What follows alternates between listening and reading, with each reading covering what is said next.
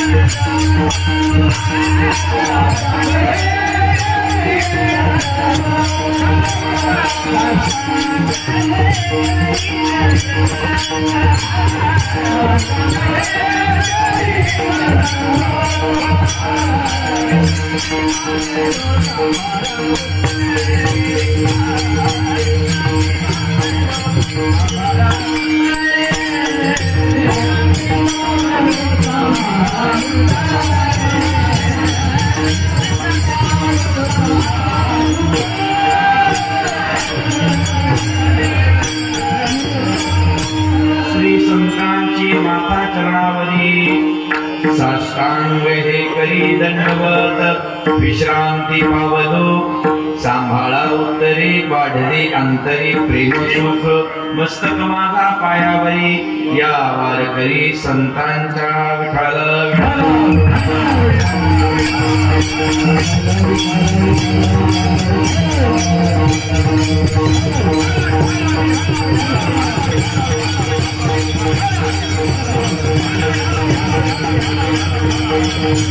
देवा माझे मन लागो तुझे चरणी देवा माझे मन लागो तुझे चरणी संसार व्यसनी पडो निधी नामस्मरण घडो संत समागम वावगाची भ्रमण नको देवा पायी तीर्थयात्रा मुखी राम नाम वावगाची भ्रम हाची माझा नेम सिद्धिने अनेक मागणे नाही नाही देवा एका जनार्दनी सेवा दृढ देई संप्राप्त आजच्या या प्रस्तुत कीर्तन रूपी सेवेसाठी निवडलेला गोड अभंग शांती ब्रह्म संत श्रेष्ठ एकनाथ महाराजांचा 4 चरणाचा सर्वांच्या परिचयाचा, सर्वांच्या पाठातील अत्यंत महत्वाचा, अत्यंत प्रासादिक असा अभंग आहे। या अभंगाद्वारे शांती ब्रह्मसंत श्रेष्ठ एकनाथ महाराज देवाच्या समोर अलौकिक प्रकारची याचना करतात, मागणी करतात। विठ्ठल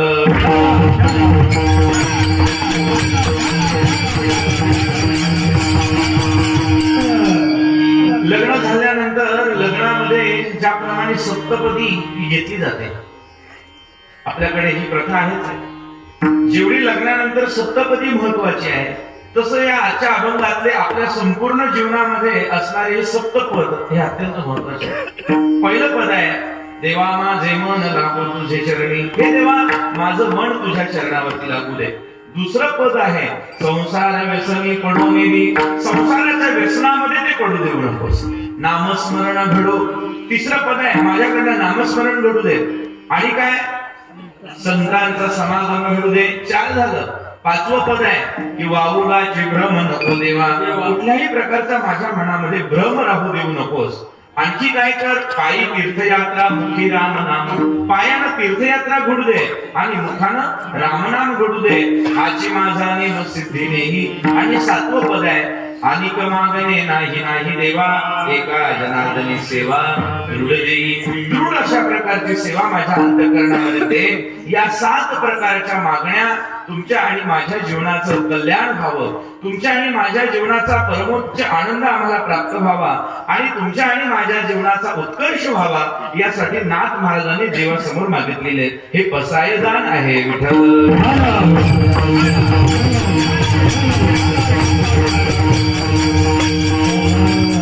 अभंगाचा यथामती यथा अवकाश आपण चिंतन करण्याचा प्रयत्न करूया। तत्पूर्वी थोडासा परिहार देणं गरजेचं असतो, तो म्हणजे असा की गेली 50 वर्ष झालं आपल्या या मासुर्डी गावामध्ये परम सद्गुरू स्वानंद सुखनिवासी रामप्रसाद महाराजांच्या पवित्र रामप्रभू महाराजांच्या पवित्र पावन सानिध्यामध्ये त्यांच्या पवित्र असणाऱ्या वास्तव्यानं पुनीत झालेलं हे मासुर्डी गाव आहे। आणि महाराजांनी उभारलेलं हे दत्त मंदिर आणि महाराजांनीच घालून दिलेला हा दत्त जन्मोत्सवाचा नियम, त्यांच्या पाठीमागे सुद्धा तितक्याच श्रद्धेनं, तितक्याच अंतर्मुख होऊन, तितक्याच निष्ठेनं आपण सगळेजण मंडळी गेली 50 वर्ष हा सोहळा या ठिकाणी करत आहात। आपल्या सर्वांना द्यावे तेवढे धन्यवाद। थोडे आहेत, एक प्रकारची साधना अशा प्रकारे 50 वर्ष केली की त्याला सुवर्ण महोत्सव असं म्हटलं जातं। आणि म्हणून आजचा हा सुवर्ण महोत्सव म्हणजे आपल्या या मासुर्डी गावाच्या दृष्टीने हा सोन्याचा दिवस आहे असं म्हटलं तरी हरकत नाही। आणि म्हणून सोनं हे सगळ्यांना पाहिजेच आहे, कुणाला नको सोनं, परंतु आयुष्याचं सोनं व्हावं असं वाटत असेल तर भगवंताच्या नामस्मरणामध्ये 50 वर्ष रत होणं याचा अर्थ आहे की आमच्या जीवनाचं सोनं झाल्याशिवाय राहणार नाही। आणि म्हणून मासुर्डी गावातील सर्वच ग्रामस्थांना द्यावे तेवढे धन्यवाद थोडे आहेत। परम महाराजांचे स्वानंद सुखनिवासी चरण हे आपल्या गावामध्ये एवढे वर्ष वास्तव्य करत होते। जरी महाराजांची समाधी शेजारी चिंचोली गावामध्ये असली तरी सुद्धा या पंचक्रोशीमध्ये आपण सर्वजण पावन असणाऱ्या या संतांच्या भूमीमध्ये त्यांचं वास्तव्य आज सुद्धा आपल्या सगळ्यांच्या अंतःकरणामध्ये आहे। स्वानंद सुखनिवासी मारुती महाराज काणेगावकर परमहंस सद्गुरू रामप्रभू महाराज त्यांचं जीवन आहे। या शेजारी असणारी पवित्र परंपरा औसेकर महाराजांच्या पवित्र परंपरेचे आपण सर्वजण पायिक आहात। आणि म्हणून परमार्थामध्ये अत्यंत श्रद्धेनं आपण सर्वजण या ठिकाणी रत होतात। शेजारीच उजनी गावामध्ये माझं दरवर्षी कीर्तन असतं, त्याही ठिकाणी जगद्गुरु तुकोबारायांच्या समकालीन असणारे आणि तुकोबारायांच्या प्रमाणेच ज्यांनी छत्रपती शिवाजी महाराजांना उपदेश केलेला आहे, ज्यांचे अभंग हे छत्रपती शिवाजी महाराजांनी शिरसावंत मानलेले आहेत, असे गणेशनाथ महाराजांची सुद्धा संजीवन समाधी आणि अशा या 5 महात्म्यांच्या पुण्य पावन असणाऱ्या पदस्पर्शानं पुनीत झालेला हा असणारा संपूर्ण परिसर आहे। आणि या परिसरामधले आपण सगळेजण ज्येष्ठ श्रेष्ठ वारकरी, वयोवृद्ध तपोवृद्ध मंडळी आज इथे आल्यानंतर एवढा आनंद वाटला। आज एवढं छान सगळ्यांनी चाली म्हटल्या की असं वाटत होतं की कीर्तन सोडून द्यावं आणि तुमचंच ऐकत राहावं। काय की आपल्या भागामध्ये ही केलेली तपश्चर्या आहे, परम आदरणीय वैकुंठवासी बोळंगे गुरुजींच्या पावन स्पर्शानं पावन झालेला हा भाग आहे. अनेक ज्येष्ठ श्रेष्ठ मंडळी, गायनाचार्य चिगरी गुरुजींची परंपरा या ठिकाणी आहे. सर्वच मंडळी, माझे आदरणीय गुरुवर्य पांडुरंगजी मुखडे सर हे देखील आपल्या या भागातले आहेत. अशी कितीतरी माणसं, धवन सर या भागातले आहेत, ज्यांनी संपूर्ण महाराष्ट्रावर आपल्या भागाचं नाव लौकिक केलेलं आहे. अशी अनेक मंडळी संगीत क्षेत्रामधले सुद्धा दिग्गज आहेत आणि वारकरी संप्रदायामधले सुद्धा दिग्गज मंडळी आहेत. आणि अशा सगळ्यांच्या समवेत आज तुमच्या सगळ्यांची सेवा करण्याचा योग मला लाभला. खामसवाडीकर असतील, चिखलीकर मंडळी असतील, उजनीकर मंडळी आहेत, आमचे पेटी मास्तर असतील, आमचे बंटी दादा पाठीमागं चूप घेऊन उभे राहिलेले आहेत. यश मिळण्यासाठी जांबवंताचं मार्गदर्शन असलं पाहिजे, म्हणून यशच्या पुढे बरोबर जांबवंत बसलेले आहेत. आणि असा पप्पादाचा सुद्धा सुरेख संगम आहे. आमचे मगर महाराज आणि त्यांचे सगळे विद्यार्थी, संत कृपा, गुरु कृपा वारकरी शिक्षण संस्थेचे विद्यार्थी, जवळजवळ आपल्या गावामधला हा असणारा 7-8 विद्यार्थी त्यांच्याकडे शिकत असतात. असा सगळा परिसर मला खूप आनंद वाटला. आणि खरं पाहायला गेलं तर तुमच्या सगळ्यांच्या दर्शनाचा वारंवार योग यावा असं माझ्या मनात पहिल्यापासून वाटतं. कारण काय झालंय, आमच्या पुण्याकडे ना परमार्थ असं सगळं रेडीमेड झालंय. म्हणजे लॉक अँड की, फ्लॅटचं कसं असतं, उक्त देणं, डायरेक्ट कॉन्ट्रॅक्ट असतं, सगळं कशाचंही कॉन्ट्रॅक्ट आहे, सप्त्याचं सुद्धा असं कॉन्ट्रॅक्ट दिलं जातं. पण जोपर्यंत तुमच्या गावातली, तुमच्या परिसरातली आणि तुमच्या स्वतःच्या घरातली माणसं एखाद्या कार्यामध्ये जोपर्यंत झोकून देत नाही, तोपर्यंत त्या कार्यामध्ये आनंद येऊ शकत नाही. आणि म्हणून गावातली मंडळी ही भजनाला असली पाहिजे.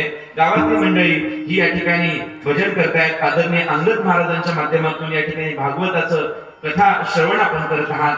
परम आदरणीय नवनाथ महाराजांनी या ठिकाणी ज्ञानेश्वरी पारायणाचं सगळे नाव मी बरोबर घेतले, तशी माझी बुद्धी चांगली आहे, एकदा वाचलं की लक्षात राहतं. पण अंगद महाराज असतील, नवनाथ महाराज असतील, या सगळ्यांबरोबर आपण सर्वजण सेवा करत आहात. वयोवृद्ध, तपोवृद्ध सगळी मंडळी या ठिकाणी बसलेली आहेत आणि ज्यांचं कार्यच अनमोल आहे म्हणून त्यांचं नाव अमोल आहे. आणि त्याच्यामध्ये कसलीच भेसळ नाही, म्हणजे शेल्क आहे म्हणून त्याचं आडनावही शेळके आहे ना. असं दोन्ही अर्थानं गुरुजी कसे असावेत याचं आदर्श मूर्तिमंत उदाहरण म्हणजे आदरणीय आमच्या गुरुजींकडे पाहून मला खूप आनंद वाटतो. याला त्यांच्यासाठी जोरदार टाळावा. ही सगळी महात्मा मंडळी आपण पाहत आहात. परम आदरणीय अच्युत महाराज असतील, परम आदरणीय मुढेगावकर महाराज असतील, परम आदरणीय माझे गुरुतीर्थ माधव महाराज बोर्डे शास्त्रीजी असतील, ही सगळी मंडळी, काल ज्यांचं कीर्तन आपण ऐकलं ते आमचे पुणे जिल्ह्यातीलच वैभव आणि सगळ्या संपूर्ण गाथा मुखोद्गत असणारे आमचे केशव महाराज आहेत. 2 भाऊ आहेत, ज्ञानेश्वर महाराज आणि केशव महाराज. एका भावानं ज्ञानेश्वरी पाठ केली आणि एका भावानं तुकोबारांची गाथा पाठ केली. दोघे सत्य भाऊ आहेत. अशी महात्म्य मंडळी आपल्याकडे येतात. कशामुळे येतात? केवळ आणि केवळ तुमच्या सगळ्यांचं प्रेम आहे. आणि कुणीतरी नेतृत्व करणारा असला पाहिजे. कारण कसं आहे, शास्त्र असं सांगतं, एकही मूळ असं नाही की ज्याचं औषध म्हणून उपयोग करता येऊ शकत नाही. एकही शब्द असा नाही की ज्याचा मंत्र म्हणून उपयोग करता येऊ शकत नाही. एकही माणूस असा नाही की ज्याचा कुठेतरी उपयोग करता येऊ शकत नाही. कुठलंच औषध मूळ हे औषध नाही असं होऊ शकत नाही. कुठलाही शब्द हा मंत्र नाही असं होऊ शकत नाही. कुठलाही माणूस हा कुठल्याच कामाचा नाही असं होऊ शकत नाही. फक्त एक आहे की या सगळ्यांना योजना करणारा कोणीतरी असावा लागतो आणि तो दुर्लभ असतो. आणि म्हणून शास्त्र असं सांगतं, अमंत्रम अक्षरं नास्ति नास्ति अक्षरं अयोग्य पुरुष नास्ति योजकस्तत्र दुर्लभः. योजना करणारा माणूस हा अत्यंत महत्वाचा असावा लागतो. आणि म्हणून सर्व मंडळींनी गुरुजींच्या या शब्दांवरती विश्वास ठेवला. इथल्या तरुण मंडळींपासून आबाल वृद्धांच्या मनामध्ये त्यांच्याविषयी असणारी श्रद्धा आहे. मी खरं सांगू, कीर्तनकारांना मान जगातली लोक देतील, पण कीर्तनकारांनी तेवढ्यावरती भरळून जायचं नाही. सगळी लोक मान देतात, सगळी मान देतात, परंतु एक गोष्ट अत्यंत महत्वाची गोष्ट आहे, तुम्हाला जगामध्ये मान मिळेल परंतु तुमच्या गावामध्ये मान मिळेल ही काही साधी गोष्ट नाही. कारण गावातली लोक मान देताना त्याचं 2 तासाचं कीर्तन ऐकून मान देत नसतात. लक्षात येतं ना, गावातली लोक त्याचे 2 तासाचं कीर्तन ऐकून मान देत नाहीत. गावातली लोक बाकीचे 22 तास तो काय करतो याच्यावरून त्याला मान द्यायचा का नाही ठरवत असतात. आणि मला वाटतं की पवित्र जीवन गुरुजींनी या ठिकाणी आपलं अध्यापनाचं काम शेजारच्या गावामध्ये होतं. आता या ठिकाणी याच गावामध्ये योगायोगाने त्यांची बदली झाली. त्याही ठिकाणी लातूरला जरी राहणं असलं तरी सुद्धा गावातील प्रत्येक कार्यक्रमामध्ये आबाल वृद्धांना घेऊन सर्वांना समवेत घेऊन हा 50 वर्षाचा महोत्सव सुवर्ण महोत्सव या ठिकाणी व्हावा अशा पद्धतीची भावना मनामध्ये ठेवली. पुढे 10 वर्षांना हिरक महोत्सव येईल, त्याच्यानंतर अमृत महोत्सव येईल आणि त्याच्यानंतर शतक महोत्सव येईल. या प्रत्येक शतक महोत्सवापर्यंत आपण सगळेजण राहिलो पाहिजे आणि तिथं सुद्धा माझं कीर्तन असलं पाहिजे असे देवाजवळ प्रार्थना आपण करूया.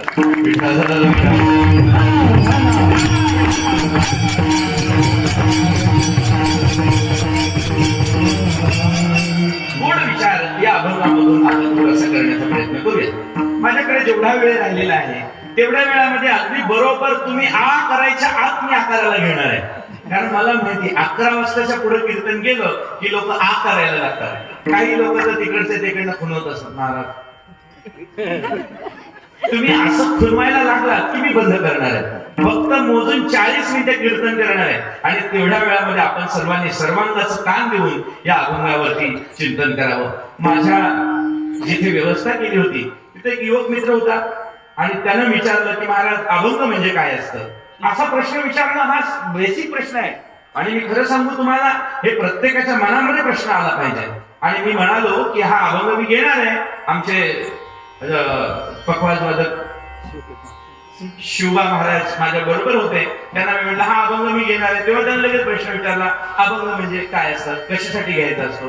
मग मी त्याला सांगितलं की बाळा अभंग घेतला असतो ना तो कीर्तनाच्या अगोदर घ्यायचा असतो आणि कीर्तनकारांची जबाबदारी ही असते की 400 किलोमीटर वरून तुम्ही एवढ्या लांब आलाय ना तर तुम्ही आल्यानंतर तुमच्या ज्या काही 1-2 तासाची सेवा आहे त्या 1-2 तासाच्या सेवेमध्ये एक अभंग निवडलाय तो व्यवस्थित त्याच्यावरती आपल्या बुद्धीने जे काही ठरवलेलं आहे आतापर्यंत जे ग्रहण केलेलं आहे त्याचं चिंतन करायचं असतं आणि त्या अभंगाला धरून आपल्याला आपल्या मनामध्ये काही बोध संतांचे आहेत ते ठसवता येतील का याचा प्रयत्न कीर्तनकारांनी करायचा असतो. परंतु आज दुर्दैव असं झालं लोकांना अभंग का घ्यावा हे विचारायचं कारण लोकांचं अज्ञान नाहीये, कीर्तनकारांनी केलेला मूर्खपणा आहे. तुमच्याकडे कसं असतं माहित नाही परंतु आमच्याकडे ते लग्न झालं की लग्नाच्या अगोदर देवक बांधलं जातं आहे. असंच वा मग तुमचं आमचं सारखंच आहे. म्हणजे तुमच्याकडे माणसं मेल्यानंतर जातात का जाळल्यानंतर मरतात. मेल्यानंतर जातात म्हणजे आपलं सारखंच आहे, काही फरक नाही. हा म्हणजे काय देवल बांधलं मांडपाला की शेवटपर्यंत ते तसंच बांधून ठेवतात. तसे काय काय कीर्तनकार मंडळी अभंग घेतात आणि असं कुठेतरी मांडपाला बांधून टाकतात आणि जातानाच आठवण होती त्यांना. मग तोपर्यंत वांग्याच्या गोष्टी सांग, भरिताच्या गोष्टी सांग, सासूच्या गोष्टी सांग, कुणाचं काय काय सांग. आणि हे सांगायला कीर्तन नाहीये ना. कीर्तनामध्ये जेणेकरून अंतरी श्रीहरीची ऐशी कीर्तन प्रयत्न राहील की या 40 मिनिटांमध्ये या अभंगातील एक तरी पद आपल्या अंतःकरणामध्ये ठसावलं जाईल आणि पुढच्या वर्षापर्यंत आपण याचा चिंतनाचा विचार केला पाहिजे. आज या 50व्या वर्षामधल्या जागराची कीर्तनाची सेवा आहे. जागर म्हणजे काल्याचा आदला दिवस. व्यवहार जसा असतो तसाच परमार्थ आहे. परमार्थ आणि व्यवहार वेगळा नाही. उलट ज्याला चांगला व्यवहार करता येतो त्याला चांगला परमार्थ करता येतो. ज्याला व्यवहार कळत नाही त्याला परमार्थ काय करणार आहे. जयाचे ऐहिक नाही धड दया परलोकी काय चाड. म्हणून परमा अगोदर संसार करावा नेटका आणि मग परमार्थ आहे. व्यवहार करत असताना व्यवहाराच्या ठिकाणी असला पाहिजे.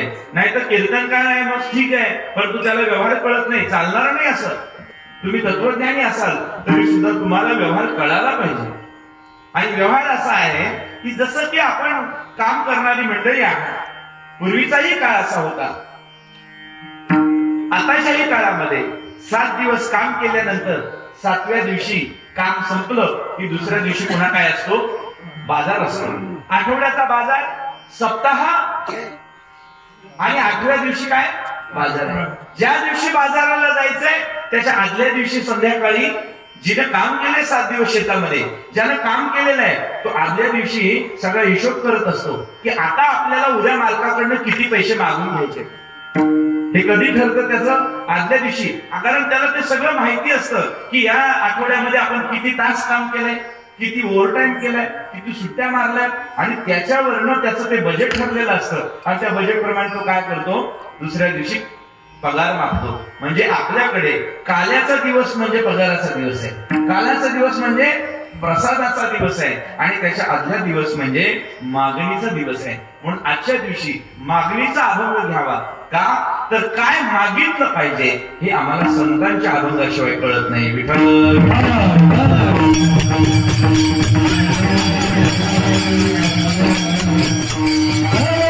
पाहायला गेलं तर आपण सगळ्यांनी हे वारंवार चिंतन ऐकलेलं आहे. अगदी प्रमाणासहित पाठ आहे. काही मागणे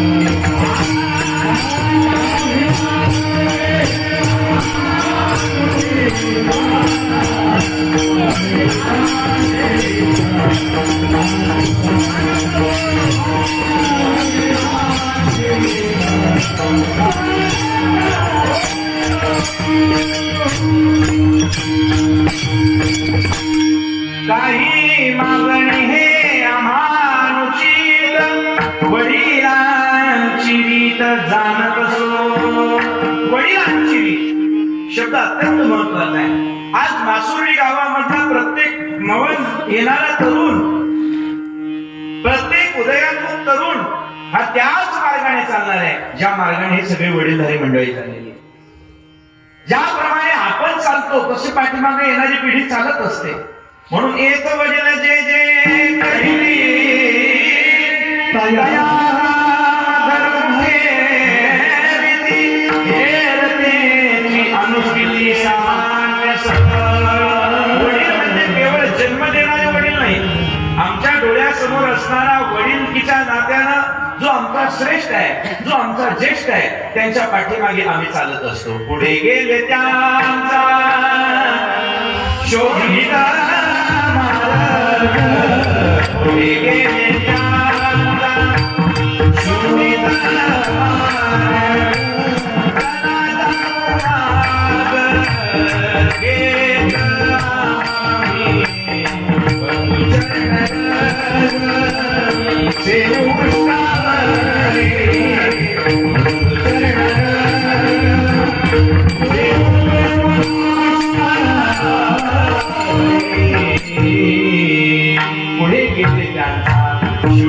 मार्ग, आम्ही त्याच मार्गाने चालतो ज्या मार्गाने आमचे वडील गेलेले आहेत. वडील दोन्ही अर्थाने, एक जन्म देणारा वडील आणि दुसरा आमच्या डोळ्यासमोर वडीलकीच्या नात्यानं आम्हाला मार्ग दाखवणारा वडील, किंबहुना त्याला आपण गुरु म्हणूया. त्याच मार्गाने दोन परंपरा असतात. एक गुरु परंपरा आहे आणि एक मांस परंपरा आहे. या दोन्ही मार्गाने आम्ही चालत असताना आज आकाश महाराज जसे उभे राहिलेत ना तशीच ही मुलं उभे राहत असतात. आकाश महाराज जसे बोलणार आहेत ना तशीच ही मुलं बोलत असतात.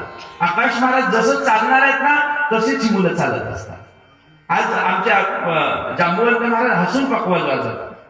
बरेच मंडळी मी पखवाज वाजवणारे बघितले, पण त्यांच्या तोंडाकडे बघितलं की कीर्तन कसं करावं मोठा प्रश्न असतो. गोड पखवाज वाजवला पाहिजे. काय काय मंडळी पखवाज वाजवतात किंवा बडवतात हे सुद्धा कळत नाही. आणि वरून आम्ही म्हणतो वा वा वा वा बुवा दोन हाताने बडवतोय, म्हणजे काय बडवायचं असतं नाही. पण मला एक निश्चित माहिती आहे की जे जांबुवंत महाराजांचे गुरुचरण असेल, ज्यांच्याकडनं त्यांनी पखवाज शिकला असेल, ते अशाच पद्धतीचा पखवाज वाजत असणार आहे. ते अशाच पद्धतीचं गोड वाजवून असणार आहेत. ते अशाच पद्धतीचं हसून सगळ्यांची व्यवहार करत असतील. याचा अर्थ काय? वडिलांची रीत. तुकोबाने म्हणाले माझ्या वाडवडिलांची रीत आहे. काय हो? काही मागणे हे अनुचित. अरे तुला मागणं म्हणजे एक वाक्य तुम्हाला सांगू, देवानं तुकोबारायांना म्हणावं काहीतरी मागा, देवाने गोलोबा बाबांना म्हणावं काहीतरी मागा, देवानं विश्वंभर बाबांना म्हणावं काहीतरी मागा. का? देवाच्या माथ्यावरती सुद्धा यांच्या भक्तीचं ऋण आहे. आणि तुकोबारायांनी स्पष्ट सांगितलंय, भक्ती ऋण घेतले माझे, चरण गहाण आहे तुझे, प्रेम व्याज देई देवा. अरे तुकोबाराय सावकार होते, त्यामुळे त्यांना माहिती होता हा व्यवहाराचा विषय. ते म्हणाले मी माझ्या भक्तीचं ऋण तुझ्या डोक्यावरती आहे, आणि एवढं असताना सुद्धा देवाजवळ काही मागायचं नाही. ही संतांची परंपरा आहे. मागणे न काही मागण्यास आम्ही विठ्ठलाच्या भजनात, आम्ही विठ्ठलाच्या भजनात, एक तारी संगे एक रूप झालो, आम्ही विठ्ठलाच्या भजनात, आम्ही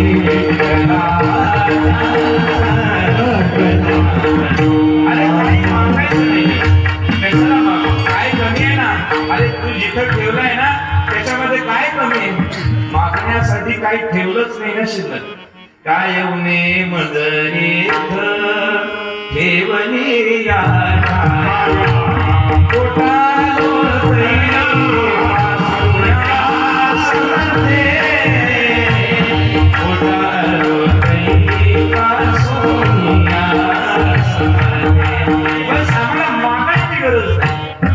देवाला संतांनी म्हणावं घेई देवा आशीर्वाद, नांद आमच्या भाग्याने.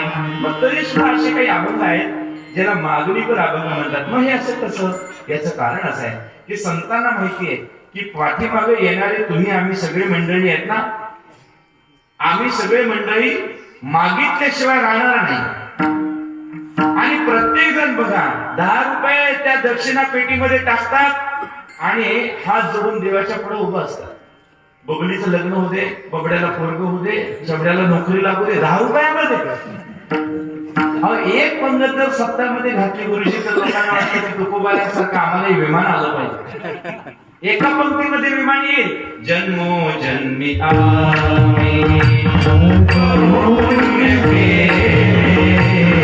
जन्मो जन्मी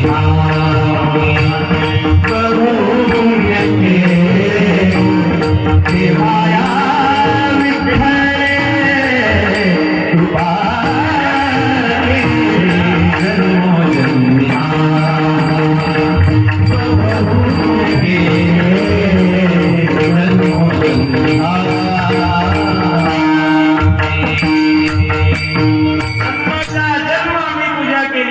बहु पुण्य केलं तेव्हा या विठ्ठले कृपा केली. पण असो, संतांची भूमिका ही तुमच्या आमच्यासाठी मार्गदर्शनाची आहे. आणि म्हणून प्रत्येक त्यांचं वागणं, त्यांचं बोलणं, त्यांचं चालणं, त्यांचं येणं, त्यांचं राहणं आणि त्यांचं जाणं हे सगळं आणि सगळं आम्हाला मार्गदर्शनच व्हावं याच्यासाठी आहे. आणि म्हणून संत मागावं कसं हे शिकवतात. कारण आम्हाला मागण्याची सुद्धा अक्कल नाही, काय मागितलं पाहिजे हे सुद्धा कळत नाही. जुने कीर्तनकार दृष्टांत सांगायचे, राजा प्रसन्न झाला, काय पाहिजे ते माग म्हणाला, आणि ह्याला सांगितलं राजेसाहेब सगळं आहे हो, पण तंबाखूला लावायला तुला नाही एवढा देता का? आणि राजा प्रसन्न झालाय ना, तू राजाकडे चुन्याची फॅक्टरी मागायला पाहिजे ना. कुणाकडे काय मागावं हे कळायला पाहिजे, याच्यासाठी बुद्धी असावी लागते. आणि मागत असताना जगाच्या कल्याण होईल का न होईल याचा विचार करण्यापेक्षा तो नंतर करा, पण कमीत कमी आपलं कल्याण होईल का याचा तरी विचार करा. आम्ही जगाच्या कल्याणात संतांच्या विभागाचा विषय वेगळा आहे, पण कमीत कमी आपली आपण करा सोडवणं या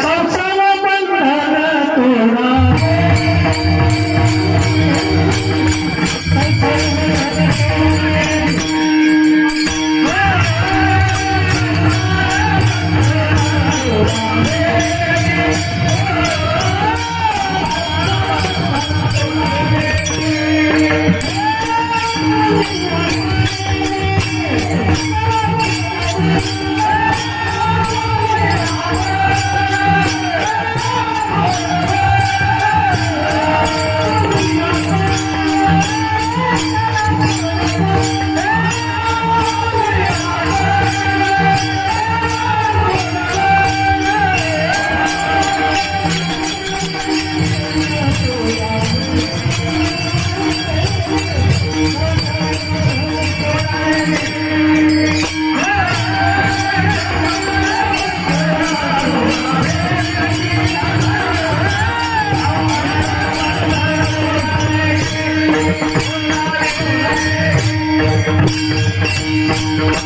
अरे कमीत कमी आमच्या जीवनामध्ये आम्हाला सुख मिळेल का असं काहीतरी मागणं, एवढा तरी शुद्र आणि एवढा क्षुल्लक विचार सुद्धा आमच्या मनामध्ये राहिलेला नाही. आज आम्ही जे जे काही करतोय त्याच्यामधून आमचं भलं होईल का याचा तरी विचार, जगाचं होईल तेव्हा होईल, परंतु आमचं नुकसान होत आहे का भलं होत आहे याच्यापेक्षा दुसऱ्याचं वाटोळं झालं पाहिजे हा विचार आमच्या मनामध्ये प्रधान आहे. म्हणजे तुझं काय चाललंय याच्यापेक्षा माझं गेलं तरी जाऊ दे. म्हणजे मी उदाहरणानं तुम्हाला सांगतो, आपल्याकडे कसं आहे माहिती नाही, आपल्याकडे बहुतेक बरं असेल, परंतु आमच्याकडे भावाभावांची भांडणं होतात आणि भावाभावांच्या भांडणांमध्ये तुमच्याकडे नाही होत. आणि ज्या देशामध्ये राम लक्ष्मण होता, ज्या देशाची परंपरा ही भरत शत्रुघ्नाची परंपरा आहे, या देशाचं नाव भारत आहे, राजगादी तयार असताना आपल्या भावाचं राज्य आहे आणि तो जोपर्यंत वनवासामधून येत नाही तोपर्यंत अंगावरती वलकल्ले धारण करून राज्यामध्ये राहून सुद्धा ज्यानं वनवास भोगलाय तो भरत आहे, म्हणून या देशाचं नाव भारत आहे. आणि अशा या भारताच्या राज्यामध्ये, ज्ञानोबारायांच्या राज्यामध्ये, तुकोबारायांच्या राज्यामध्ये किती प्रेम भावाभावांचं होतं. तुकोबाराय जेव्हा वैकुंठ गमन झालं तेव्हा कान्होबारायांनी 61 अभंग लिहिले आणि या 61 अभंगामध्ये देवाशी ते भांडले. देमजानोनी तुगयासी, मला तुझी सिद्धी नको, रिद्धी नको, मुक्ती नको, मला माझा भाऊ पाहिजे. ज्या ज्ञानोबारायांनी आपला जीवनाचा ओहापोह करत असताना सदैव आणि सदैव मी निवृत्ती दास म्हणून म्हटलेलं आहे. ते निवृत्तीनाथ महाराज म्हणजे कोण होते? ते निवृत्तीनाथ म्हणजे ज्ञानोबारायांचे भाऊ होते. किती प्रेम असावं भावावरती. या अमृत अनुभवाच्या पहिल्या ओळीमध्ये निवृत्तीनाथ महाराजांचं वर्णन करताना ज्ञानोबाराय म्हणतात, तू तव आहे व तंतू आज्ञेचाची. आहे व तंतू म्हणजे काय? माझा भाऊ म्हणजे माझ्यासाठी आहे व तंतू आहे. आहे हा शब्द आपल्या सगळ्यांना माहिती आहे. आहे म्हणजे काय? सौभाग्य. आणि तंतू म्हणजे काय हो? धागा. आता त्याला आपल्या भाषेमध्ये त्याला मंगळसूत्र आपण म्हणतो. माझा भाऊ म्हणजे माझं काय आहे? मंगळसूत्र आहे. माझा भाऊ माझं जीवन आहे असा मानणारा हा परंपरेचा देश. पण तू त्या परंपरेमध्ये आज सख्खा भाऊ सख्खा भाऊ कावेरी अशी म्हण पडावी, याच्यासारखं दुर्दैव काय हो? आम्ही बाकीचा विचार करण्यापेक्षा कमीत कमी मला जे मिळालंय ते त्यामध्ये मी समाधानी राहील का? पण आज दुर्दैव असं आहे, भावाभावांची भांडणं, मागावं काय हे कळालं पाहिजे. मी विनोदानं दृष्टांत सांगत असतो.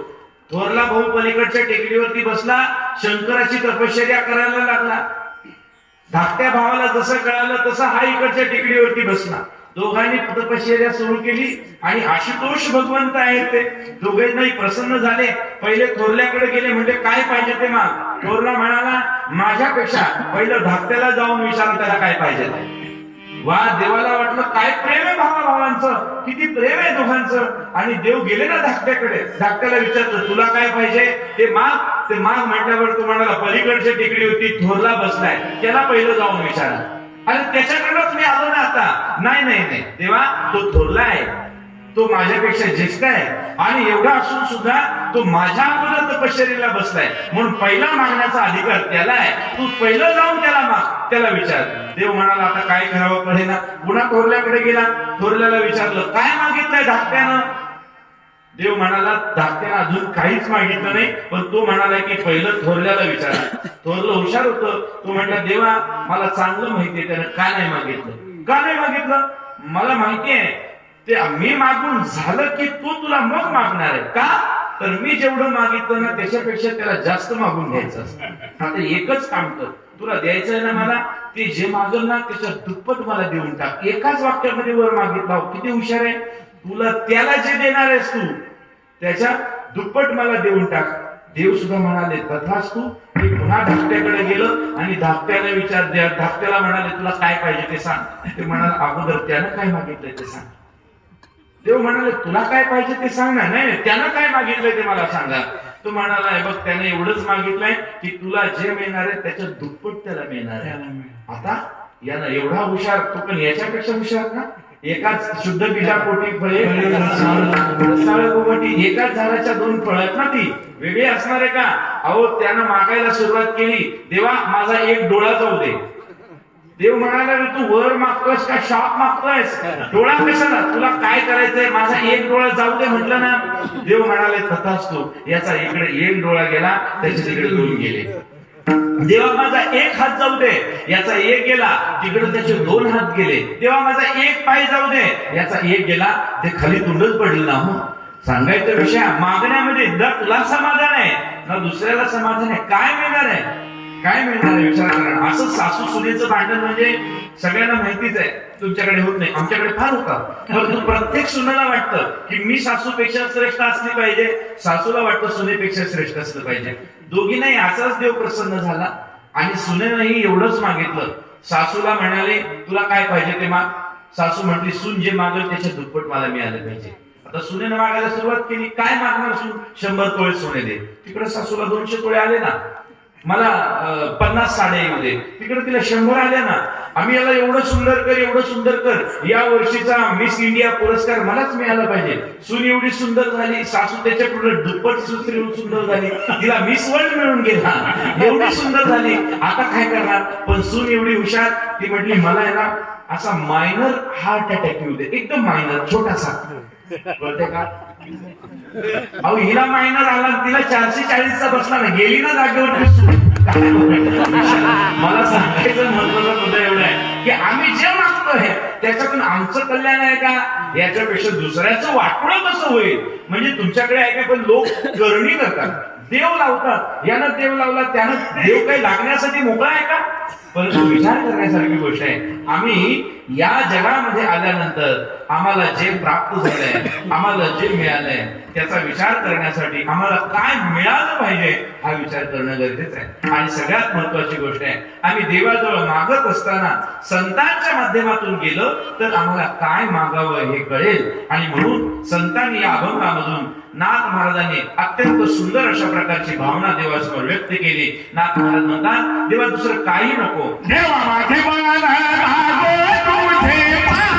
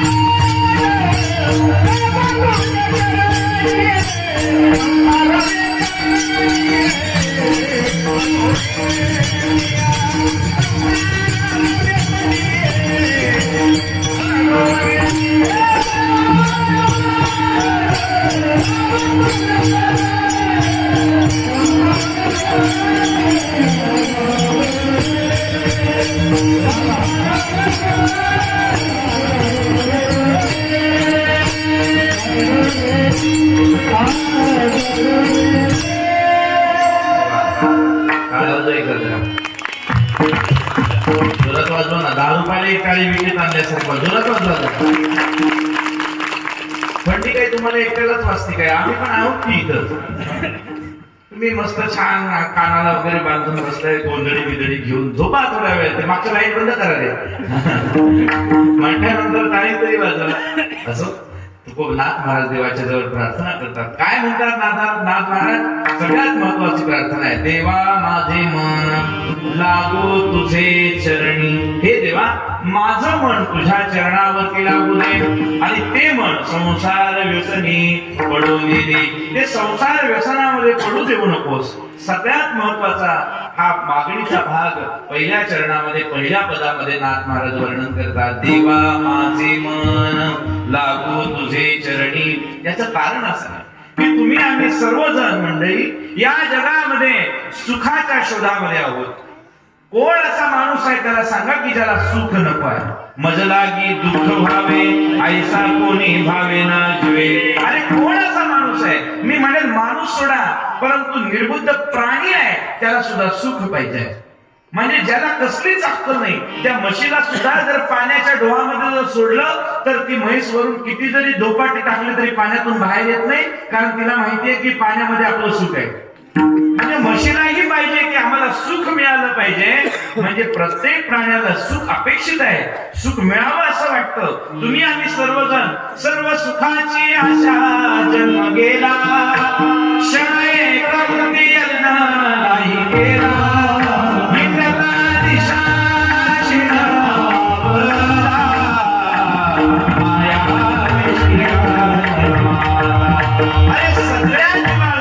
सुख पाहिजे. एकही माणूस आम्हाला शोधून सापडणार नाही की ज्याला दुःखाची अपेक्षा आहे. प्रत्येक जण सुखाची अपेक्षा करतोय खरं, परंतु विचार करा की या जगामध्ये सुखी कोण आहे? समर्थाने उघड प्रश्न विचारला, जगी सर्व सुखी असा कोण आहे? विचारी म्हणा तुझ शोधू कौन है सुखिया? जो देखे सो दुखिया, जो देखे सो दुखिया, सुखिया कोई नहीं, जो देखे सो दुखिया, सुखिया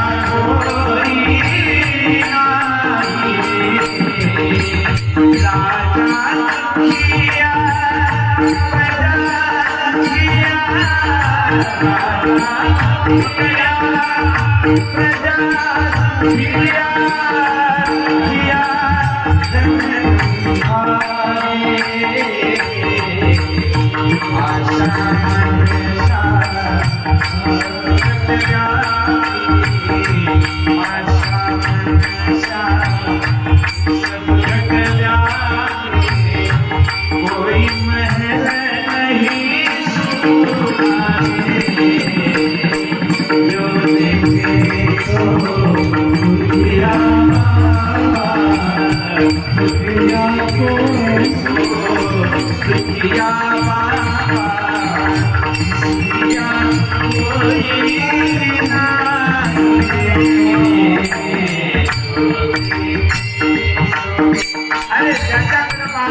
तो दुखी है. कोई तन दुखी, कोई मन दुखी, कोई धन बिन रहत उदास, थोड़ा थोड़ा सब जन दुखी. सुखी है राम के दास.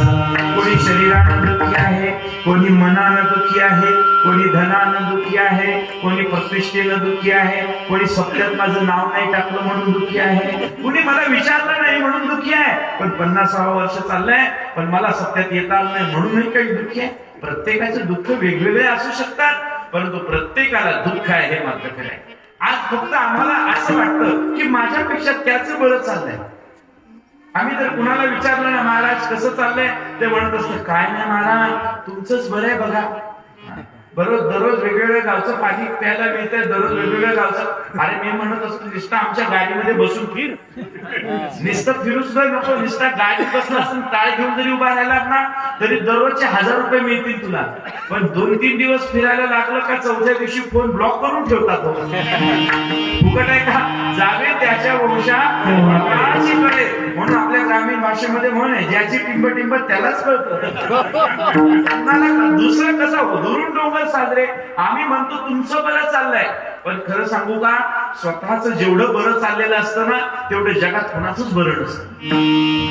जेवढं आपलं बरं आहे ना, फक्त म्हणायला आपण शिकलं पाहिजे की बस माझं बरं आहे. किती बरं आहे? आनंदाचे डोही आनंद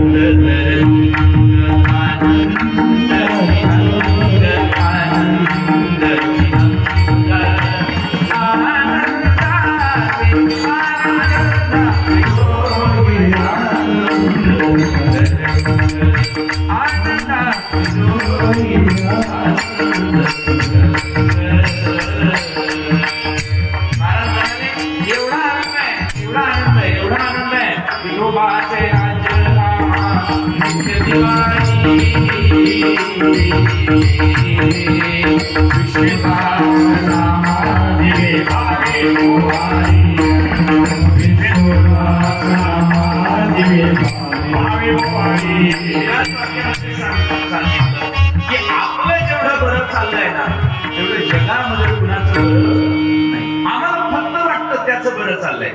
आम्हाला काय वाटतं? त्याचं बरं चाललंय. अजून एक दुसरा सुंदर दोहा आहे. तीन कहे धनवान सुखी, धनवान कहे सुख राजा को भारी, राजा कहे महाराजा सुखी, महाराजा कहे सुख इंद्र को भारी, इंद्र कहे चतुरानन सुखी, चतुरानन कहे सुख विष्णु को भारी, तुलसीदास विचार करे हरि भजन बिना सब जन दुखी. गरीबाला वाटतं माझं काय खरं आहे? दिन कहे धनवान सुखी, धनवान कहे सुख राजा को भाई. आता राजे महाराजे राहिले नाही, म्हणून अलीकडच्या भाषेमध्ये मी जरा या दोह्यामध्ये बदल केला. दिन कहे धनवान कहे सुखी, धनवान कहे सुख सरपंच को भाई, सरपंच कहे पंचायत समिति सदस्य सुखी, पंचायत समिति सदस्य कहे जिल्हा परिषद सुखी, जिल्हा परिषद सदस्य कहे सुख आमदार को भाई, आमदार कहे कोणत्याही गटात जाईल पण मंत्रीपद घेतल्याशिवाय सुख.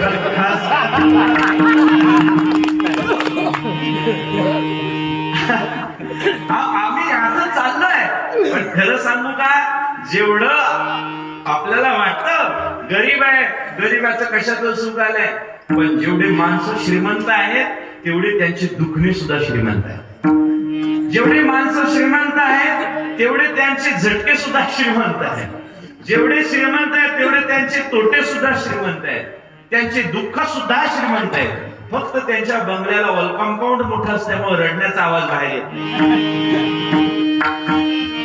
गरीब माणसाकडे जेवढं सुख आहे, आज विचार करण्यासारखी गोष्ट ही आहे, तुम्ही सगळी माणसं आज इथे निवांत बसलाय. तुम्हाला वाटतं की नाही पुण्या मुंबई सारख्या शहरातल्या लोकांना किती सुख असेल, परंतु कुत्र्यासारखं दररोज पळत असतात. दररोज सकाळी उठायचं, कामावर जायचं, तिकडे पंचिंगला उशीर होतो का काय याला. आता तुम्हाला आहे का टेन्शन उशीर झाला का लवकर? सकाळी 12 वाजेपर्यंत आपण मस्त स्टँड वरती गप्पा मारत बसतो. असं चालतं का मला सांगा? म्हणजे काय, प्रत्येकाला वाटतं की तिकडं बरं आहे, पण आज आमचं जेवढं खरं आहे ना तेवढं जगात कुणाचं बरं नाहीये. म्हणून काय तुकोबा आहे वेळेत का? तुकोबा म्हणाले मोठं नको बनूस मला, उलट लहान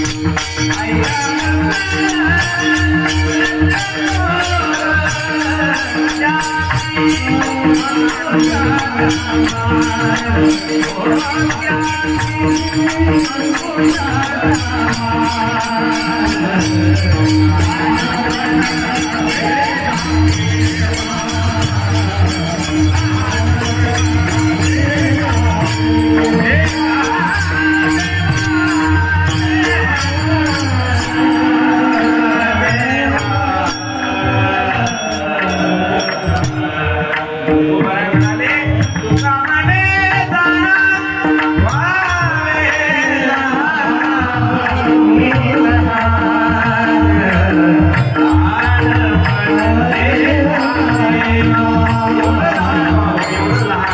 लहानापेक्षा लहान मुंगी साखरेचा रवा मोठं होऊ देऊ नकोस. आणि एक वाक्य तुम्हाला सांगू, जीवनामध्ये सुख, जीवनामध्ये समाधान, जीवनामध्ये आनंद हा प्रत्येकाला पाहिजे. परंतु सुख, समाधान, आनंद हा कुठल्या वस्तू, व्यक्ती, घटना, पदार्थामध्ये नसतो. सुख, समाधान, आनंद हा तुमच्या मनाच्या शांतीवरती अवलंबून असतो.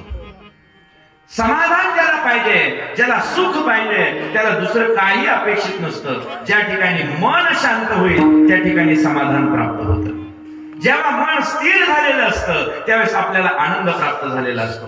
म्हणून मनामध्ये जर आपण समाधान असेल तर मन चंगा, मन जर चांगलं असेल तर घरामध्ये सुद्धा पंढरपूर निर्माण होऊ शकतं. मन जर चांगलं असेल तर आपल्या घरामध्ये सुद्धा देऊळ होऊ शकतं. परंतु मन जर खराब असेल ना तर पंढरपूरमध्ये जर गेलं ना तरी आम्हाला तिथं पवित्र असं काही वाटत नाही. सांगायचा विषय आहे की आमचं मन या संपूर्ण जगाचं असणारं एक सत्या केंद्र आहे. की आम्ही कसं राहावं, आम्ही कसं वागावं हे सगळं आमच्या मनाने ठरवलेलं आहे. म्हणून मनुराजा एक देह असे नांद तू त्यासी दोघी नारी, पुत्र पौत्र संपन्न हारी, तेने कृपा केली आम्हावरी. या संपूर्ण देहाचा कायापलाचा राजा म्हणजे मन आहे. आणि या मनाने ठरवलं म्हणून आपण ज्या गोष्टी करतोय. आज तुम्ही सगळेजण मंडळी कीर्तनाला बसलाय. का कीर्तनाला बसला? मनात आलं म्हणून. गावातल्या लोकांच्या मनात नाही आलं बाकीच्या, ते बसले घरामध्ये. आज गुरुजींनी माझी तारीख घेतली का? त्यांच्या मनाला माझं उजनीतलं कीर्तन भावलं म्हणून. त्यांच्या मनात वाटलं म्हणून त्यांनी तारीख घेतली. मला तारीख दिल्यानंतर माझ्या मनात वाटलं म्हणून मी आलो. नसतं मनात आलं तर मी नसतोही आलो. पण नंतर परत तुमच्या मनात मी पार उतरून गेलो असतो. परत मला तुमच्या मनामध्ये थारा मिळाला नसता. सांगायचा विषय हा की मनानं सर्व काही गोष्टी केल्या जातात. प्रत्येक गोष्ट आता साधा व्यवहार आहे. आता 10वीचे पेपर सुरू झाले. पोरग पेपरला जायला निघालं की 20 तारखेपासून पेपर आहे. पोराला आपण पाया पडलं की लोक म्हणतात बरं का, छान मन लावून पेपर लिही. आता मला प्रश्न विचारायचा आहे, पेपर पेन लावून लिहायचा असतो का मन लावून लिहायचा असतो? पण काय, कुठलीही गोष्ट रियाज करताना गुरुजी सांगतात मन लावून रियाज केला पाहिजे. अभ्यास करताना मन लावून अभ्यास केला पाहिजे. काम करताना मन लावून काम केलं पाहिजे. भजन करताना तू मन हे मीची करी, माझी भजनी प्रेम धरी, सर्वत्र नमस्कारी मजे गाते, मन मना भवनत भक्त मध्याची मानसू. मन हे मी करा. आणि म्हणून देवाला सुद्धा दुसरं काही लागत नाही. काय लागतो? देवाला दुसरं काही द्यायची गरज नाही. देवा कारणे भाव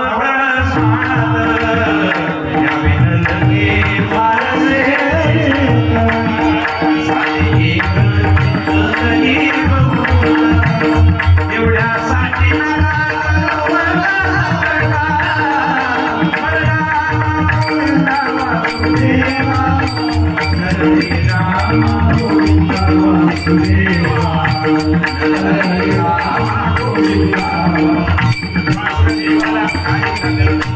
पैशानं जर देव मिळत असा तर आज जगाच्या पाठीवरती एवढी श्रीमंत माणसं आहेत, एवढी श्रीमंत माणसं आहेत, एवढी श्रीमंत माणसं आहेत. मुंबईमध्ये आमच्या त्या लालबागच्या राजाच्या एक फोटो मागे व्हायरल झाला होता.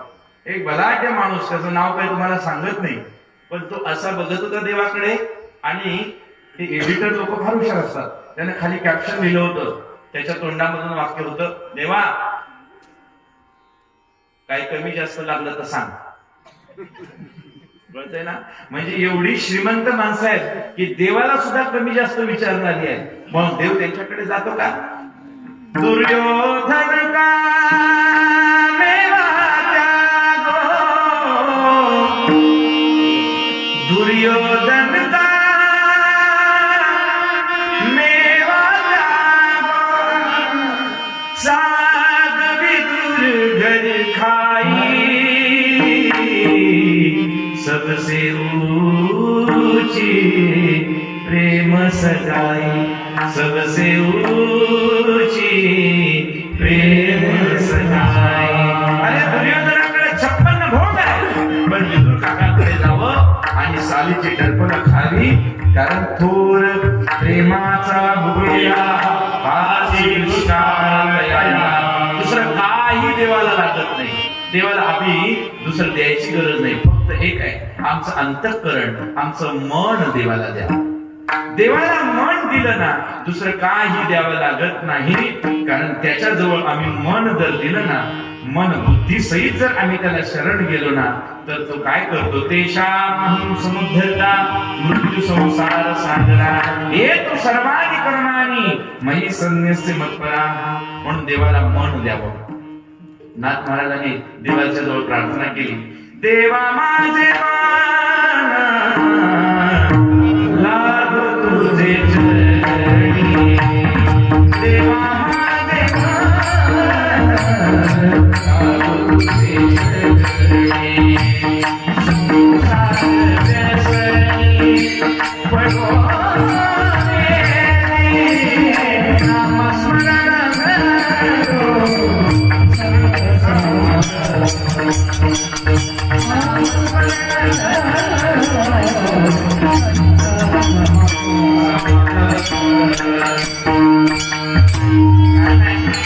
मनाची एवढी ताकद आहे, एवढी ताकद आहे, एवढी ताकद आहे.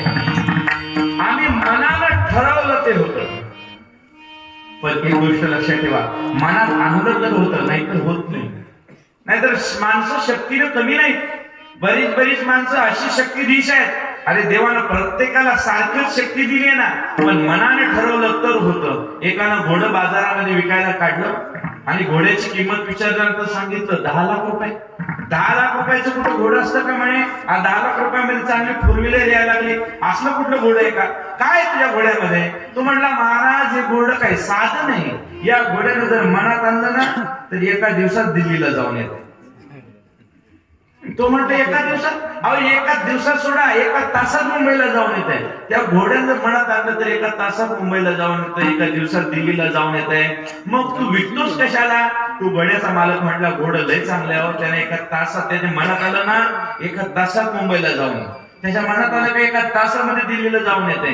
मग विकतोस कशाला? ते म्हटलं कारण आहे की त्या घोड्याच्या मनातच येत.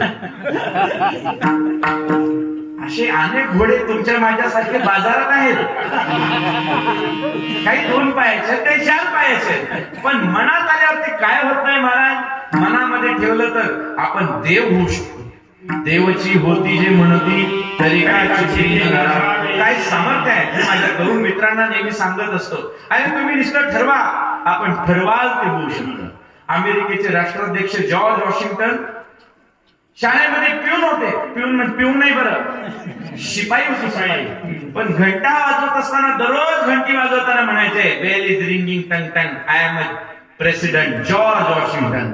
दररोज म्हणायचा शाळेत शिपाई, आणि घंटा वाजवताना म्हणायचा, घंटा वाजे घनघन, अमेरिकेचा राष्ट्राध्यक्ष जॉर्ज वॉशिंग्टन. आणि शाळेमध्ये शिपाई असणाऱ्या माणसानं मनाने ठरवलं आणि एक दिवस अमेरिकेचा राष्ट्राध्यक्ष झाला का नाही? बोला, लय लांब जायची गरज नाही. अमेरिका सोडा, या भारताचा पंतप्रधान एका चहा विकणाऱ्या मुलाने ठरवलं या देशाचा मला पंतप्रधान व्हायचंय. झालं का नाही?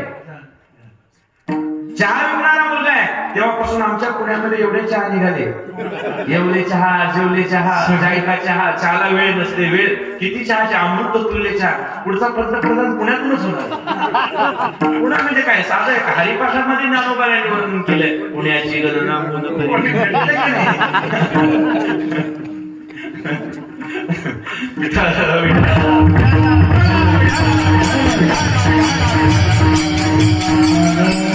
काय सांगत होतो आपण मनाने ठरवल्यावरती काय होऊ शकत नाही, परंतु ते ठरवलं पाहिजे. देवची म्हणती ते होती तरी का चित्ती न धरावी, आपल्या मनाने ठरवलं पाहिजे. आणि म्हणून मनाची असणारी शक्ती, लोणावळ्याला मनशक्ती नावाचं एक केंद्र आहे. फार सुंदर विचार त्या ठिकाणी सांग, काय होत नाही मनानं, आपण जर मनाने ठरवल्यावरती काही गोष्टी होऊ शकतात. आणि म्हणून मन सिद्धीचे साधन, मन करारे प्रसन्न, सर्व जगाचं बंध अथवा मोक्षाचं साधन म्हणजे मन आहे. आपण मन प्रसन्न ठेवलं पाहिजे, सदैव मनानं प्रसन्न राहू द्या. अरे ज्या घरामध्ये प्रसन्न मनाची माणसं आहेत त्या घरामध्ये गोकुळ असल्याशिवाय राहत नाही. म्हणून मी नेहमी सांगतो, अरे घरामध्ये चांगलं घर कोणतं, डावीकडे किचन, उजवीकडे दरवाजा, दक्षिणेकडे हे ते, याचा विचार नंतर करा. पण पहिलं जगातलं सगळ्यात सुंदर घर आहे ज्या घरामधून दोन स्त्रियांचा खळखळून हसण्याचा आवाज बाहेर येतो. जगातलं सर्वात घर सुंदर आहे. असं खळखळून हसलं पाहिजे, पण त्या खळखळून हसण्यासाठी मन निर्मळ असलं पाहिजे. जैसी गंगा वाहे तैसे जाचे मन, जैसी गंगा वाहे तैसे जाचे मन, भगवंत जाण त्याचे ठाई, भगवंत जाण त्याचे ठाई, भगवंत जाण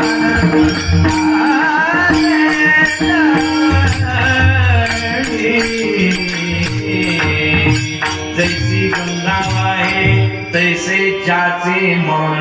मन असं निर्मळ पाहिजे. आणि इथे जुन्या पिक्चर मधलं गाणं फार सुंदर आहे. मन शुद्ध तुझ गोष्ट आहे, पृथ्वी मोलाची, तू चाल पुढं तुला रगड्या, भीती कुणाची परवानी कशाची, मन शुद्ध तुझ गोष्ट आहे, पृथ्वी मोलाची, तू चाल पुढं तुला रगड्या, भीती कशाची परवानी कुणाची. शुद्ध असेल ना, जगातलं सगळ्यात मोठं मन हे आपले स्वतःच मन करारे प्रसन्न. मन साह्य झालं ना, अरे मन जर साह्य झालं तर काय होत नाही, देव आमच्या जवळ आले. येवनी गोपाळ आहे ते, येवनी गोपाळ आहे ते,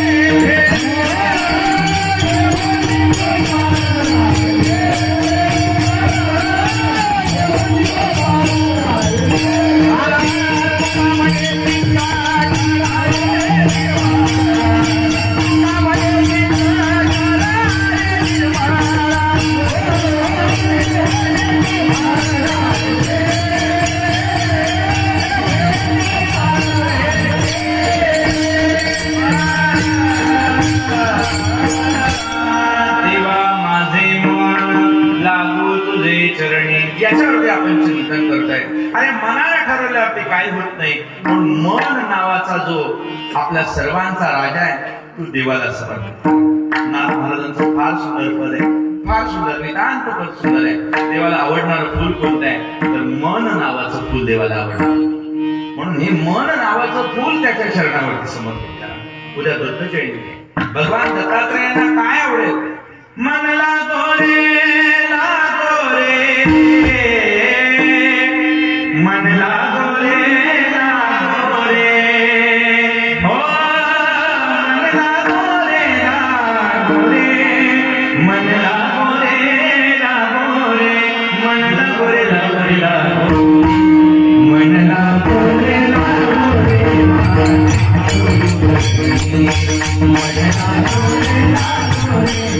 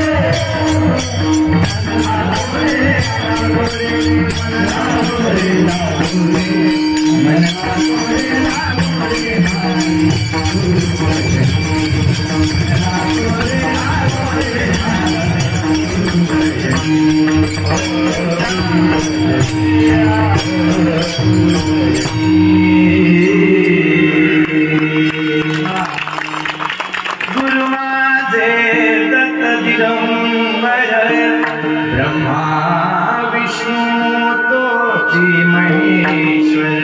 आणि काय त्या दत्तांना द्यावं हो? काय द्यावं? फक्त आपलं मन द्यावं. नाथ महाराज म्हणाले मन हा मोगरा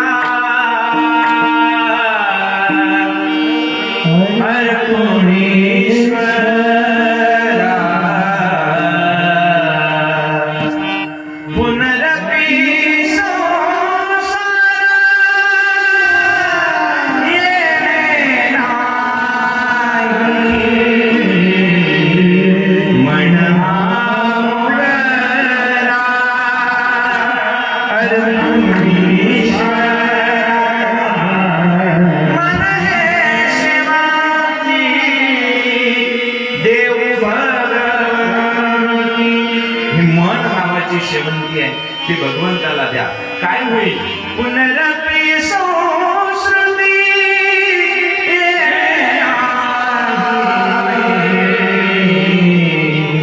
मन हा मोगरा अर्पणेश्वरा. मन हे तुलासी देव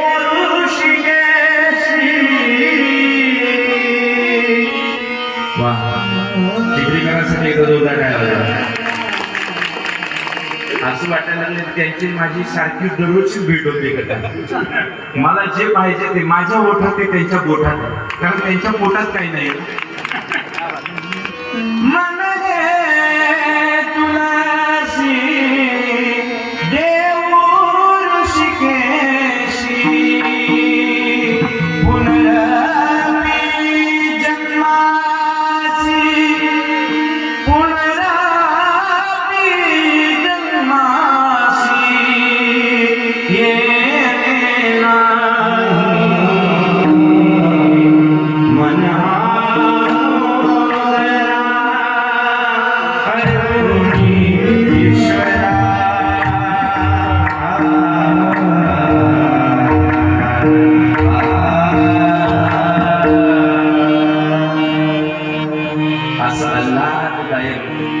असं फुलासारखं आपलं मन काढायचं आणि देवाच्या शरणावर लागायचं. शरीराला पाहिजे ते काम करायचं. वाट्याला आलेलं कर्तव्य हे कुणाला चुकलेलं नाहीये. तुमच्या वाट्याला आलेलं काम, माझ्या वाट्याला आलेलं काम हे आम्ही करायचंच आहे. आमच्या गुरुबा काकांनी आमच्या वाट्याला आलेलं काम केलंय. सावता माळी बाबांनी खुरपायचं काम सोडलं नाही. डोरं ओढण्याचं काम चोखोबारायांनी सोडलं नाही. हजामत करण्याचं काम सेना महाराजांनी सोडलं नाही. गडू फुंकण्याचं काम सोनार बाबांनी सोडलं नाही. परंतु ते काम करत असताना आमचे गुरुबा काका म्हणायचे, देवा हा देह प्रपंचाचा दास आहे. हा देह प्रपंचाचा दास आहे, त्यानं त्याचं काम केलंच पाहिजे, ते करू दे. परंतु तुझे रूप चित्तिरा हो, मुखी तुझे नाम, देहा प्रपंचाचा दास, देहा प्रपंचाचा दास, सुखे करो काम,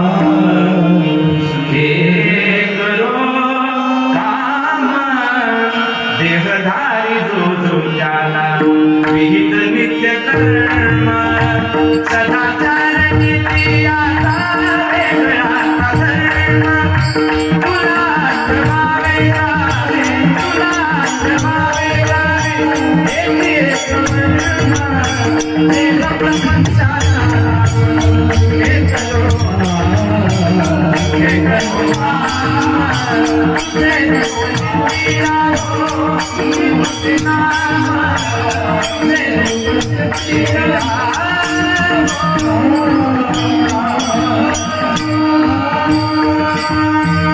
देवा चित्तामध्ये तुझं रूप राहू दे चित्ती तुझे पारूप डोळा रूपाचे धाम खंडमुखी नामाचे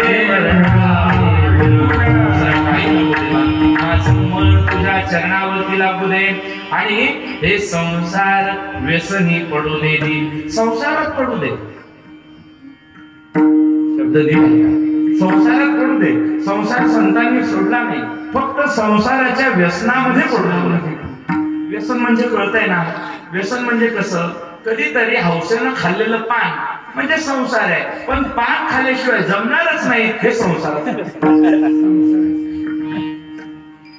ते केल्याशिवाय जमणारच नाही हे व्यसन आहे आणि कुठलीच गोष्ट वाईट नसते पण त्या वस्तूची त्या गोष्टीची आसक्ती म्हणजे संसार आहे आणि त्या व्यसनामध्ये पडू देऊ नको नामस्मरण घडू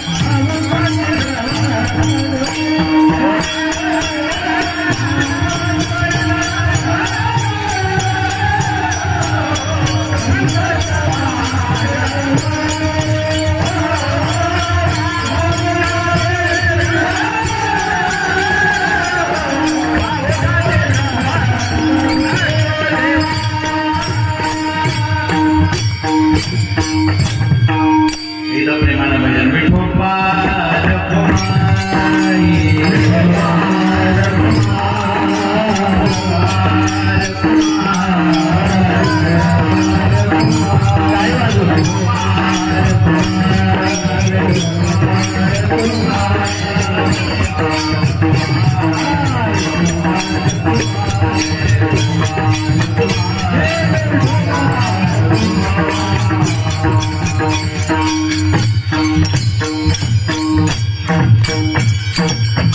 देवा माझे मन लागो तुझे चरणी संसार व्यसनी पडो नेदी नामस्मरण घडो संत समागम नाथ महाराज देवाजवळ मागणी करतात, देवा तुझं काही नको, फक्त एक काम कर, माझं मन तुझ्या चरणावरती लागू दे. आणि हे एवढंच मन लागता लागता लागता 11 वाजलेले आहे. तुम्ही मला आता पुढचं कधी सांगणार? माझं मन मनावरतीच लागलं, आता पुढं कधी लागणार? मला माहिती होतं याच्यामध्ये पूर्ण काही सांगता येणार नाही. एका कीर्तनामध्ये 7 कसे सांगायचे, पण एकाच कीर्तनात जर 7च्या 7 सांगितले तर पुढच्या वर्षी तुम्ही मला बोलवाल का? बाकीचे 6 राहिलेल्या 6 वेळी येईल ना, मी पुन्हा येईल, मी पुन्हा येईल, पुन्हा येईल. सगळं कीर्तन आणि अभंगाचा सगळा मतितार्थ मी आपल्या डोळ्यासमोर मांडलाय. सुरुवातीलाच सांगितलं 7 पद आहेत. देवा माझे मन लागो तुझे चरणी, हे देवा माझं मन तुझ्या चरणावरती लागू दे. आणि आम्ही सगळेजण देवाला एवढीच प्रार्थना करूया, सर्व काही आहे, सर्व ठीक आहे, फक्त माझं मन जर तुझ्या चरणावरती लागलं ना तर माझ्या जीवनामध्ये आनंद आहे. मी प्रस्तावना करताना सांगितलं प्रत्येकाला सुख पाहिजे, पण सुख केव्हा मिळेल हो? सुख तेव्हाच मिळेल जेव्हा आमचं मन शांत होईल तेव्हा. नाहीतर मन जर शांत नसेल ना, तर आमचं मनाला समाधान नसेल ना, तर काहीही असू दे सुख मिळू शकत नाही. पूर्वीच्या काळातल्या लोकांमध्ये समाधान होतं, बंगला नव्हता, गाडी नव्हती, कसल्याही प्रकारच्या सुखसुविधा नव्हत्या, परंतु मनामध्ये समाधान होतं. किती आनंद होता, झोपड्या होत्या साध्या साध्या, परंतु यांच्या चेहऱ्यावरचा आनंद पहा ना, किती आनंद रे आनंद या झोपडीत माझ्या.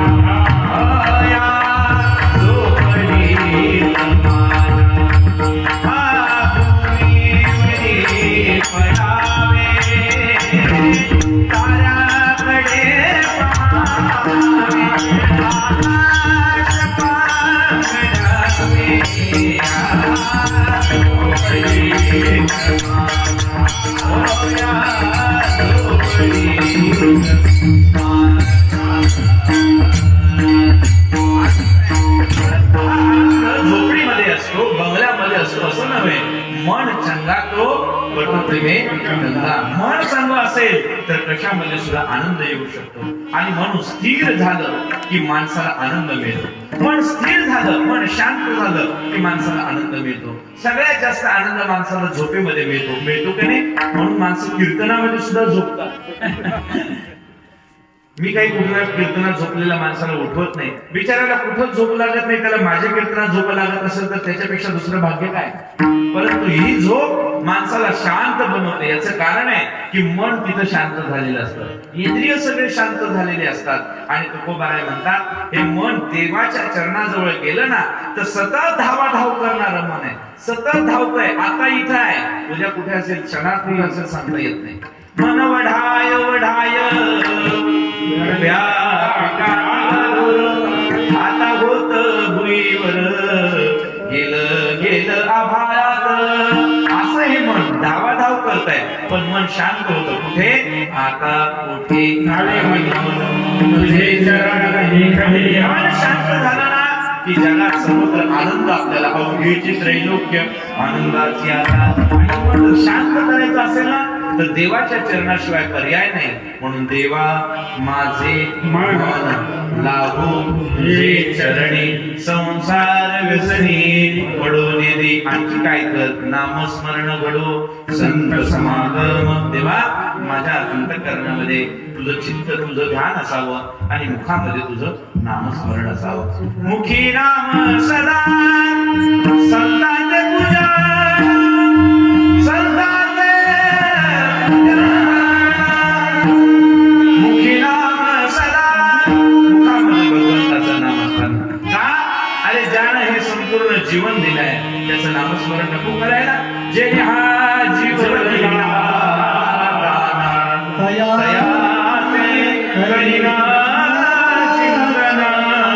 जग जीवन नारायण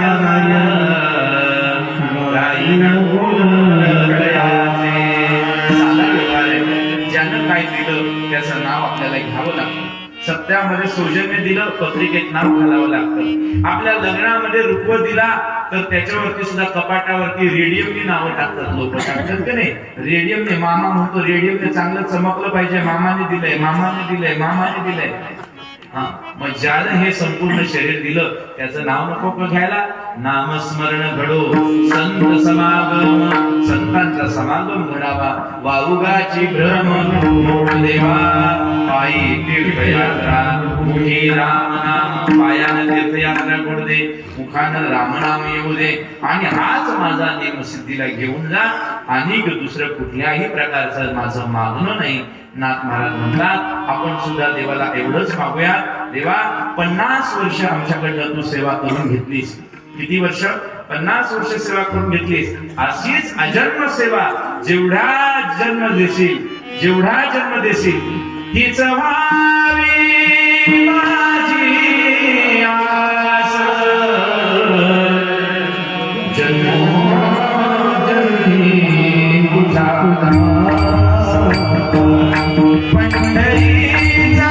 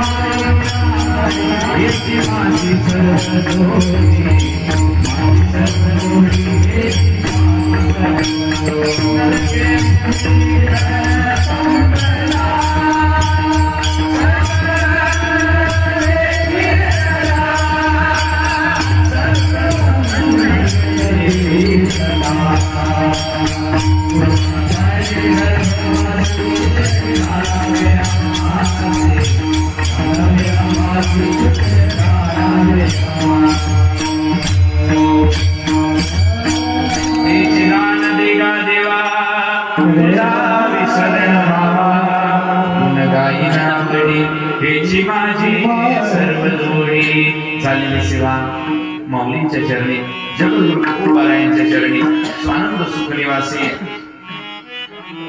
रामप्रभू महाराजांच्या चरणी, सर्व दत्तात्रयाच्या चरणी, सर्व संत सज्जनांच्या चरणी समर्पित करतो. महाराजांनी या आपल्या गावामध्ये राहून आपल्या सर्वांवरती जो प्रेमाचा कृपेचा आदर आपल्याला पाजलेला आहे, महाराजांच्या कृपेमध्ये आपण अखंड राहूया.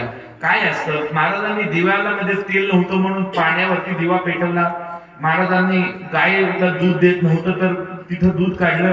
हे चमत्कार म्हणजे फक्त नमस्कार करण्यापुरते चमत्कार आहे. पण महाराजांनी सगळ्यात मोठा चमत्कार काय केला असेल तर ज्या गावाला भांडखोर लोकांचं गाव म्हणून ओळखलं जायचं त्या गावाची ओळख आज परमार्थाचं गाव म्हणून झालं. हा महाराजांचा सर्वात मोठा हा सगळ्यात मोठा चमत्कार आहे. आज या गावातला प्रत्येक मुलगा हा सन्मार्गाला लागतो, प्रत्येक मुलगा हा परमार्थाला लागतो, सद्विचाराला प्रेरित होतो. कारण ही संतांच्या संगतीची ताकद आहे, संतांच्या विचारांची ताकद आहे. अशा संतांच्या चरणावरती आपण आपलं सदैव मस्तक लीन करावं. मस्तक ठेंगणा करी संतांच्या विचारांना एवढीच भावना व्यक्त करतो. आपण सर्वजण ज्ञानी गुणी ज्ञानवंत तपोवंत सर्व मंडळी या ठिकाणी उपस्थित आहात. सर्वांच्या चरणावरती विनम्र भावानं नमस्कार होतो. आज या ठिकाणी माझे सन्मित्र आदरणीय अमोलजी शेळके गुरुजींच्या माध्यमातून आपल्या सगळ्यांच्या दर्शनाचा योग आला. सर्वांच्या सहकार्यानं आजची ही झालेली सेवा आपण सगळ्यांनी गोड करून घ्यावी. बोलिलेले कुरी वेड काकुडे उत्तरे करा क्षमा अपराध महाराज तुम्ही सिद्ध. एका कीर्तनामध्ये काय बोलणार, 1 तासाचा वेळ असतो, त्याच्यामध्ये काय काय सांगणार. परंतु माझ्या नावानं जर आपण सर्च केलं तर माझ्या अनेक व्हिडिओवरती तुम्हाला टीव्ही वरती पाहायला मिळतील, युट्यूब चॅनलवरती पाहायला मिळते. आपण निश्चित संपर्क करा.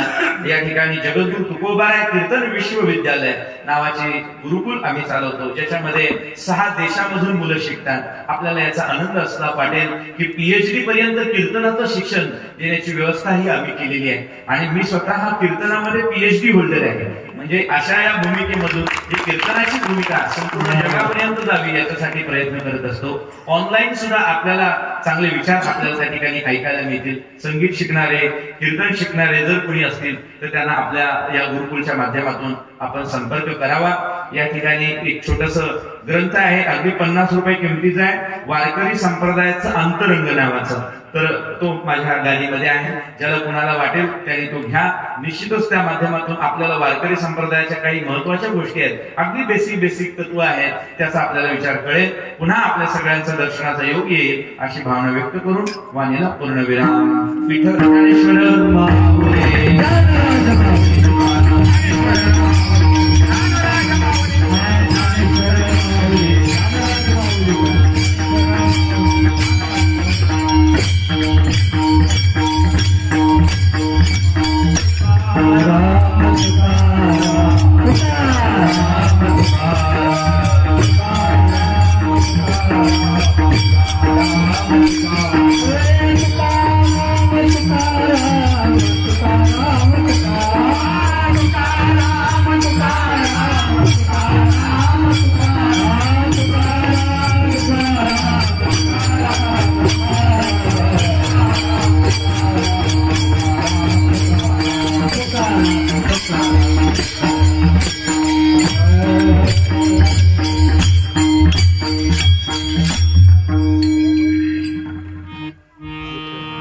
महाराज आणि आंबेवडी झाले की बरंच आता.